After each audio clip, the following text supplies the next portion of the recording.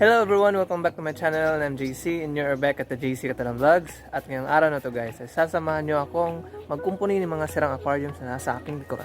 So napakita ko na itong aquarium na to sa previous video natin kung saan binili ko itong aquarium na to.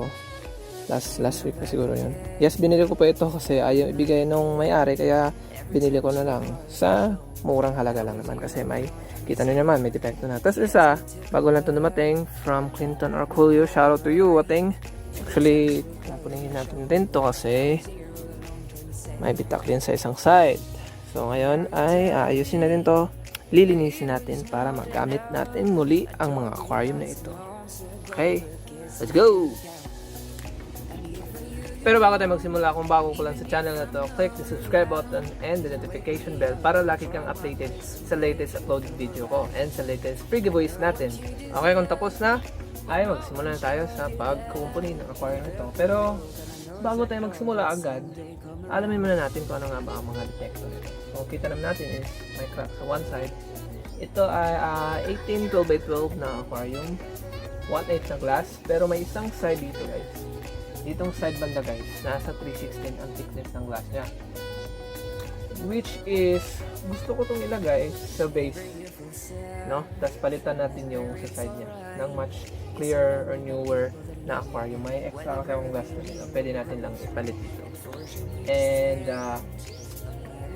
wala siyang braces. Isa lang brace na sa kabila. So, dadagdagan na lang ako. So, may crack dito. Tapos may crack pa dito sa isang side guys. So, papalitan natin ng dalawang side. Papalitan natin ng dalawang glass side. Dalawang side. Tsaka yung sa kabilang side ilalagay natin sa base. Pero yung galing sa base na glass, check natin ba niya kung maaari siyang ilagay sa kabilang side. Tapos, yun, i-disassemble na lang natin lahat kasi mukhang guma na rin yung mga silag niya. Kaya papalitan na rin natin ang back.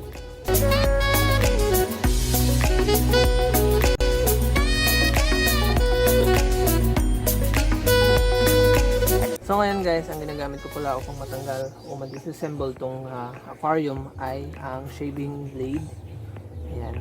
Kasi mas manipis siya guys kaysa nung ginagamit ko nung karaan na cutter blade. At naubusan din ako ng cutter blade kaya shaving blade muna ang gagamitin natin.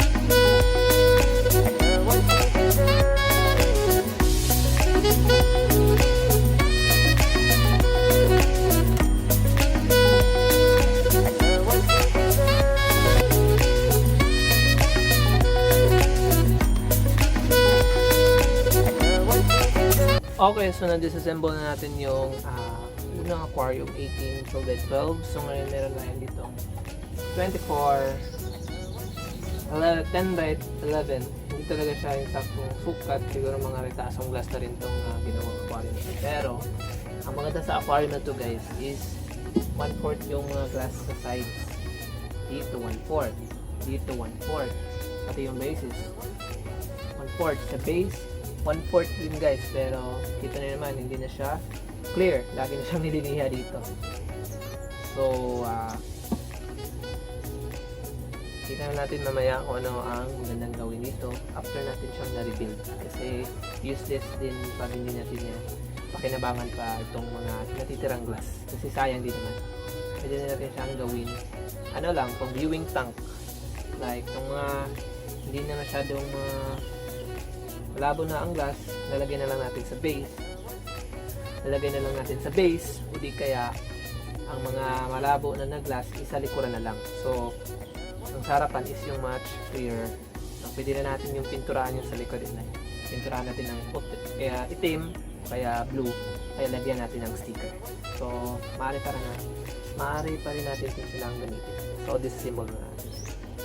So, So, hindi kinaya ng shaving blade ko kanina guys. Talagang matigas yung ibang sealant. So, nag-back up na ako ng cutter blade na medyo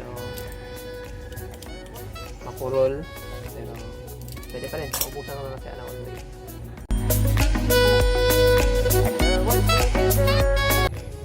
So, kung may brace ang inyong aquarium guys na ibabakasin, unahin talaga natin yung brace.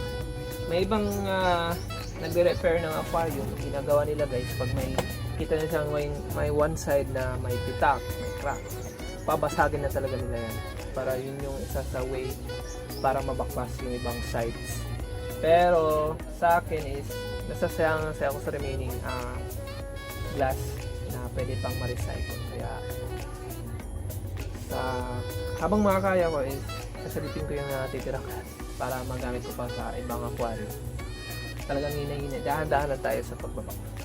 So, unahin natin yung brace. Kagaya nito, nauna ko na yung brace. So, hinahinay lang talaga. Kasi pagpipilitin natin siyang makuha habang nakadikit pa yung mga sealant is mababasag siya o di kaya mababasag yung ibang sides kung saan nakadikit yung sealant. Tinatanggal. Hinahinay lang talaga. Okay, natanggal na natin.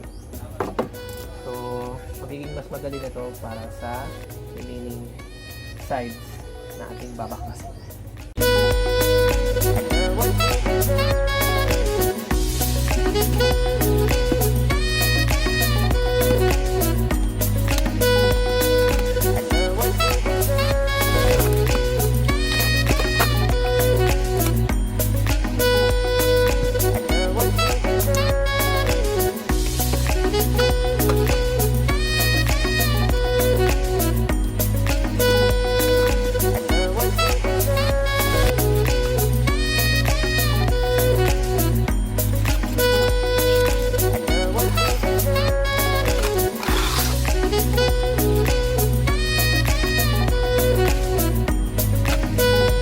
So yan, tapos na po ang pag-class ng dalawang aquarium mo, yung 2410 by 11 and yung 1812 by 12.